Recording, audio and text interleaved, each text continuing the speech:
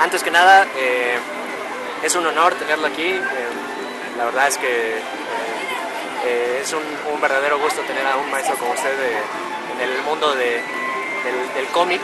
Y bueno, me presento ante ustedes, soy Einar Mujica, soy locutor de un programa llamado Lata Radio. Hablamos de cómics, videojuegos, cultura pop, cine, música. Y bueno, creo que usted está relacionado con prácticamente todos los temas con los que tratamos. Sí.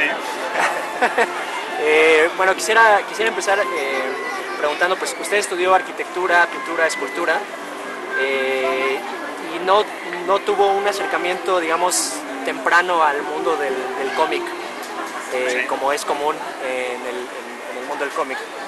¿Cómo es que usted toma este camino? Porque antes del 68 el cómic era solamente una cosa para los niños. Yo no me interesaba.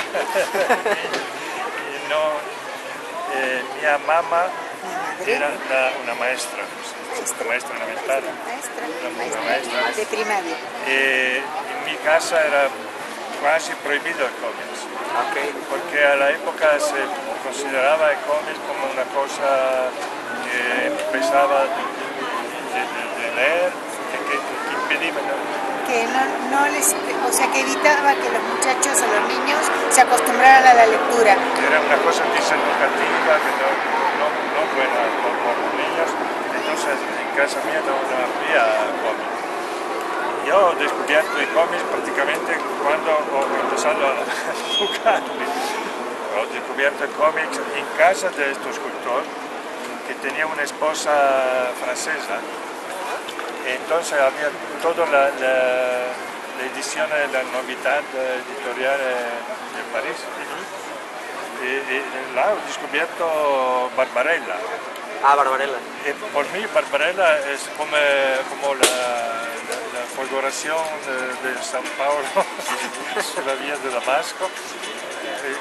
Cuando he mirado por la primera vez Barbarella, he dicho, esto es la mia strada, Mi camino. mi camino. Esto es lo que quiero hacer en la vida. ¿Y qué fue lo que le llamó tanto la atención de esta obra como para haber tomado una decisión tan radical de decir, esto es lo mío, yo me voy a dedicar a esto? ¿Fue el estilo visual, fue la narrativa, fue el formato? ¿Qué fue? Yo creo la narrativa sobre todo. La narrativa. He descubierto que la pintura tenía el límite que era la mancanza, la falta de narración. Por mí lo importante es la historieta, a contar como el cine, contar la historia. Esto es importante, la vera importancia de la historia, de la contar. Por mí lo más importante es que la historia sea una historia interesante y no que el dibujo sea lindo. Por mí es fundamental la historia. Bueno, y hablando precisamente de el contar historias y de la narrativa que hay en la historieta, bueno, es muy similar a lo que se hace, lo que se conoce como el storyboard en el cine. Sí. Y bueno, usted trabajó con Federico Fellini, Sí. que bueno, es un grande del cine. ¿Cómo fue el hecho de poder juntar las visiones artísticas o creativas? Porque digo, cada artista tiene su perspectiva. ¿Qué tan difícil fue amalgamar las visiones perspectivas con alguien, bueno, como con Federico Fellini, por ejemplo? Yo era un admirador, un fanático de Fellini antes de conocerlo, de trabajar con ellos. Yo había como 15 años cuando he visto por la primera vez la Dolce Vita y después otro y medio. Y esperaba ansiosamente todo el cinema de Fellini, cada film por mí era un elemento especial. Yo realmente era un fanático de Fellini. Entonces yo creo que su influencia ha empezado mucho antes de colaborar con ellos. Por mí la influencia de Fellini era enorme, total, como semplicemente como espectador del cinema. Cuando lo conocí, hemos trabajado juntos, era una escuela formidable por mí. Bueno, claro, sobre todo él siendo el director, conocido como el director de las mujeres, ¿no? Que... El director de las mujeres, sí. Y bueno, ir totalmente relacionado con su trabajo. Sí, hay mucho erotismo en el cinema de Fellini, particularmente la historia que yo he dibujado, la historia de Fellini, que era Viaje a Tulum, era una historia muy aventurosa, muy cerca del cómic. Necesitas saber que Fellini ha empezado su carrera fantasmagórica como dibujante. Okay. Como dibujante. Era dibujante antes que director, un hombre de cine. Ha empezado como dibujante después como escenarista y el último como director. Era un narrador que narraba dibujando también. Entonces fue muy fácil también de trabajar con Fellini. Claro que era muy severo. Era la única vez que yo he hecho dibujos, he estado con Fellini. Si el dibujo no era exactamente como lo quería, nada, necesitaba de rompía la hoja. No. Yo hacía antes una mala copia, como se dice. Un borrador.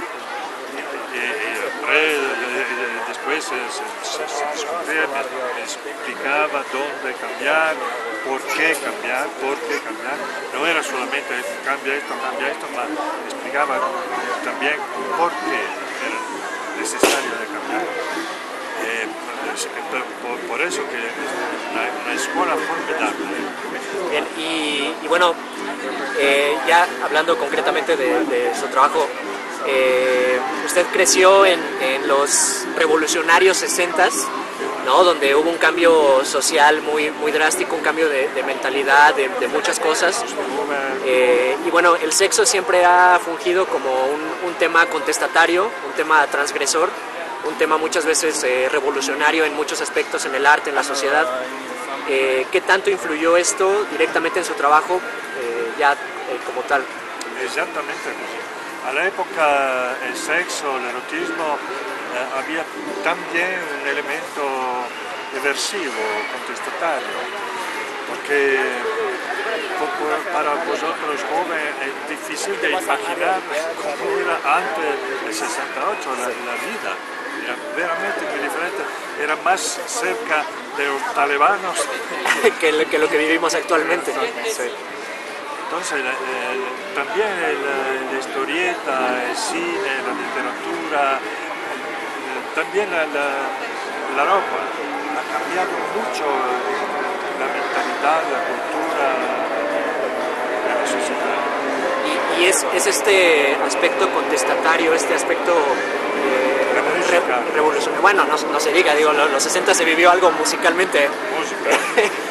Completamente distinto. Todo lo resto. Sí, probablemente. Sí, bueno, digo, los Beatles están como el estandarte ahí en parte de este movimiento musical. Y bueno, hablando precisamente de este espíritu revolucionario, contestatario, esto fue lo que le llamó la atención más de dedicarse a este mundo de contar historias de erotismo.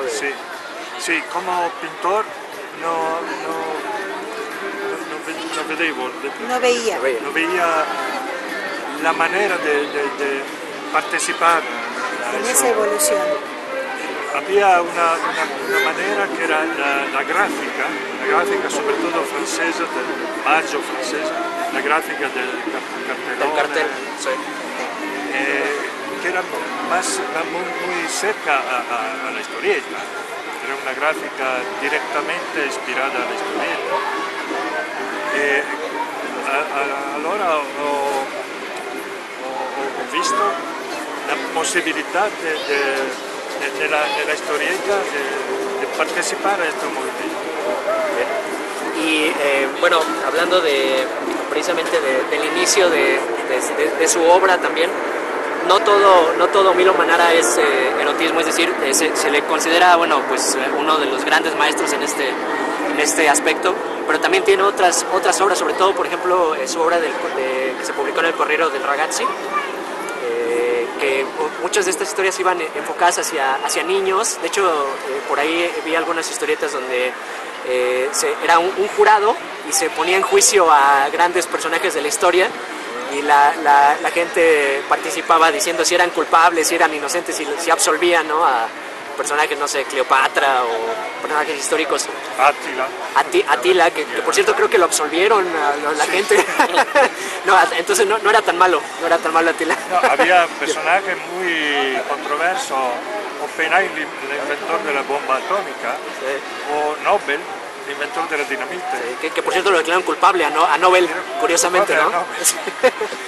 Helena de Troya era el solo personaje que ha hecho una segunda posibilidad, un proceso de apelo. Solamente Helena, yo creo que... Un segundo juicio. ¿Por qué no seguir este otro camino de este tipo de historias y seguir con esta otra obra, este otro aspecto de su obra? Efectivamente, después esta... Paréntesis. Esta serie, esta etapa. Sí. La editorial Larousse, francesa, me preguntó de dibujar la historia de Francia, la historia de la descubierta del mundo. Yo dibujé también Cortés. Sí.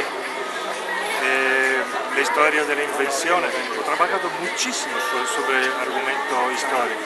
También la historia de Italia, la historia del mundo. He trabajado muchos años sobre el argumento histórico. Y hablando de este aspecto en su obra histórica, más dirigido hacia lo social, también usted tiene, pues bueno, al menos lo he notado de manera personal, un aspecto ahí de mensaje político también de pronto muy fuerte en sus obras. A veces para un artista es un poco difícil externar todas estas posturas políticas o sociales, pues están sujetas a controversia. ¿Cómo usted ha manejado este aspecto, sobre todo en las épocas en las que publicó este tipo de obras? Por ejemplo, yo he dibujado una historieta que trataba de una bomba, un atentado muy grave, muy trágico, que ha hecho en Italia, en un banco. Piazza Fontana. Piazza Fontana. Sí. Y era un crimen cometido para el poder, no para anarchicos. Sono stati arrestati 2 anarchici, ma uno è morto durante l'interrogatorio nella caserma della polizia. Io ho dibujato questa storia, ma para la historieta de argomento histórico había un'importanza enorme l'immagine. Per esempio, quando il re di Francia, Carlo Martello, arrestó paró la avanzada de los saracenos. Detuvo la avanzada de los saracenos. Sí. A Poitiers, en la batalla de Poitiers. Visivamente, con la historieta, se ve enormes caballos francos, enormes, con la armadura pesante que todo el hombre necesitaba de una grúa. Que lo colocaran sus caballos contra el pequeño caballito árabes muy veloz, que se esquiantaba cada vez a onda sucesiva contra el muro de hierro, Claro, de mostrar. enorme. Y todo esto visivamente se puede recontar con la historieta, allora che su un libro se lee simplemente Carlo Martello fermò i Saraceni a Poitiers, che non dice niente, non dice nada. Se vuelve mucho más explícito, mucho más vívida la historia, ¿no? Claro, y hay también una visión política de la civilización diferente, visivamente. Claro. Bueno, muchas gracias por recibirnos. Nada, complimenti por la pregunta, muy interesante. Muchísimas gracias. En México tenemos muchachos maravillosos. No, muchísimas gracias. La verdad es que es un honor tener a Milo Manara aquí en México. Esperamos que en su estancia se la pase increíble, que disfrute mucho nuestro país. Y bueno, pues muchísimas gracias por tenernos aquí. Gracias. Non lo puedo bloqueare. Non ce la fa. È rimasto molto impressionato dalla sua intervista.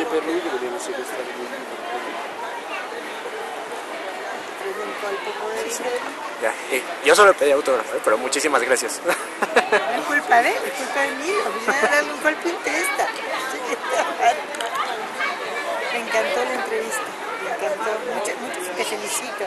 Muchas gracias. Has llegado muy preparado, muy bien. Muchas gracias, muchas gracias. Luego me dices